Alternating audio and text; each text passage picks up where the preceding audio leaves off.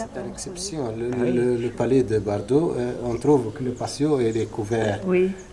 Si vous voulez visiter Bardo, Oui. la rue de Carthage, Oui. on en trouve parce que... Oui, c'est beau ici. C'est la place où on attend, ça l'attend. Oui.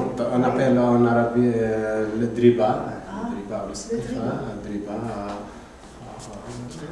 On attend que c'est l'entrée. On dit ce palais pour l'utiliser comme une résidence d'été. Et puis, il contient une caserne de cavalerie, puis une caserne d'artillerie. Donc, pendant la Deuxième Guerre mondiale, les forces des Alliés, les Français ont été en Tunisie, dans le nord d'Afrique, utilisent ce palais comme un poste de commandement pour les hautes commandes, pour l'état-major. Et puis, les Italiens, les forces des Axes, les Italiens utilisent le même palais comme un poste. Il y a les trois guerres puniques. La première, c'était 264-241. Donc la Carthage a vécu Sicile, la Sardaigne. La deuxième, c'était 219 avant Jésus-Christ jusqu'au 202. Hannibal a traversé, après la fondation de Carthagène, il est parti par ici, par Carthagène en Espagne, donc il a traversé les montagnes de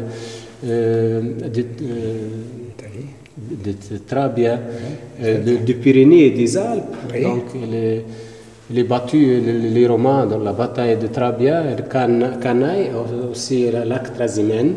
Mais finalement, Hannibal, il a perdu une grande bataille à Tunis. C'était Azama, 202 avant Jésus-Christ. Dans cette bataille-là, donc Scipion l'Africain et Massinissa, le roi numide, alliés contre Hannibal. Donc Hannibal, il a perdu cette bataille et s'enfuit vers la Syrie, puis vers la Turquie. Donc il est mort en céramique tunisienne. À l'époque, on trouve à Tunis, dans les souks maintenant,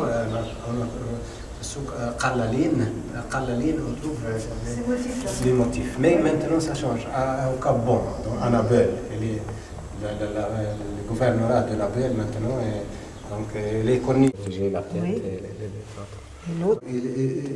Et les couleurs sont voyantes. Ils proviennent au style américain. Ils représentent le garde royal, le commandement des gardes royales, le commandement des gardes royales maintenant. C'est amiral. C'est magnifique le travail. Un canon des remparts. Commandant de ce pays. Avec